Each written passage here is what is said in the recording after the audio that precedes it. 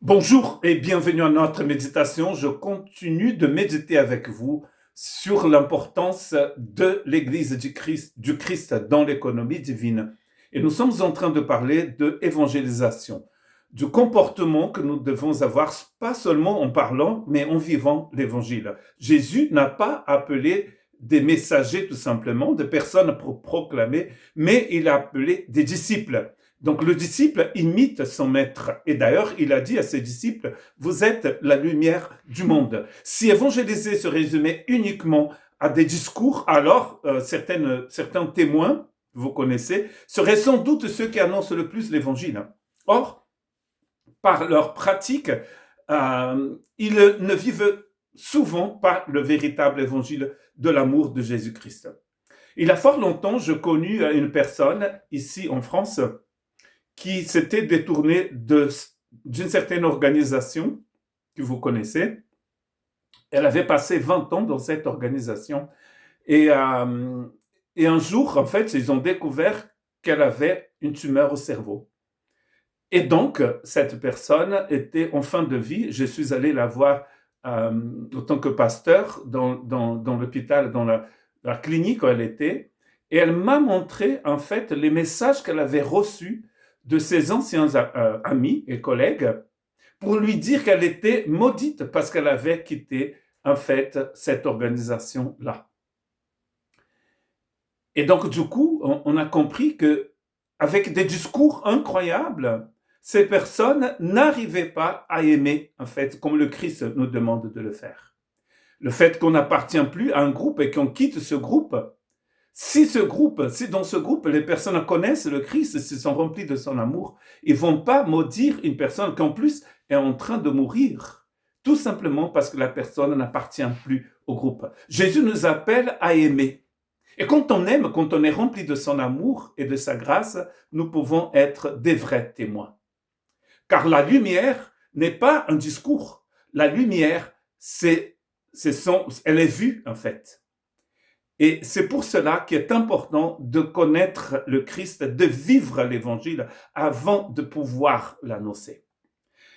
Nous ne sommes pas appelés à être juste des perroquets qui répètent un message, mais nous sommes des personnes qui, en fait, connaissent le Christ et qui témoignent de ce Christ aux autres, qui témoignent d'ailleurs par la pratique de l'évangile, par notre vie.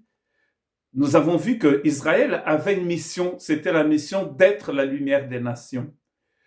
Le texte ne dit pas qu'il devait avoir des discours incroyables pour convaincre les gens, mais c'était par la vie qu'ils menaient, par la justice de Dieu qu'ils exerçaient, qu'ils allaient en fait annoncer la gloire de Dieu. C'est comme cela que les gens allaient connaître la gloire de Dieu.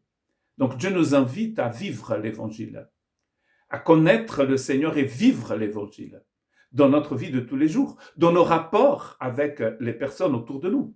Quand vous lisez Éphésiens, une lettre qui parle de l'Église, Paul va parler des rapports qui existent au sein de la communauté chrétienne, entre le mari et la femme, mais aussi entre les enfants et les parents, entre les patrons et les employés. Ces relations sont très différentes de celles que nous vivons dans la société en général.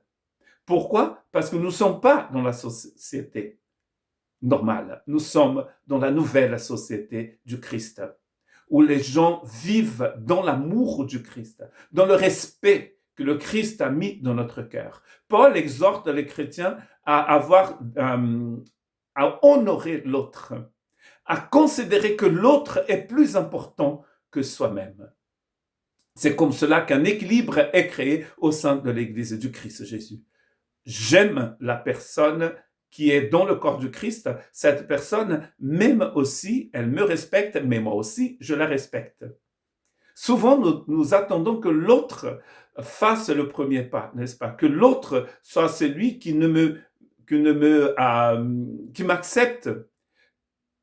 Souvent, on entend dans les églises les personnes dire « Ah, je rentre dans l'église et personne ne me dit bonjour. » Et moi, je dis souvent « Mais va vers l'autre toi-même et dis bonjour toi-même. » Chaque partie du corps participe en fait. Et c'est cette magnifique communion koinonia que nous avons dans l'Église qui va en fait rendre témoignage de l'Évangile. Il n'y a rien de pire, comme l'exemple, je n'aime pas trop donner d'exemples négatifs comme celui du début de la méditation, mais en fait, j'ai des paroles magnifiques et j'annonce à la fin du monde tout le temps. Mais si ma vie n'est pas magnifique, si je ne suis pas la lumière du monde, mes paroles tombent à l'eau. Que Dieu vous bénisse.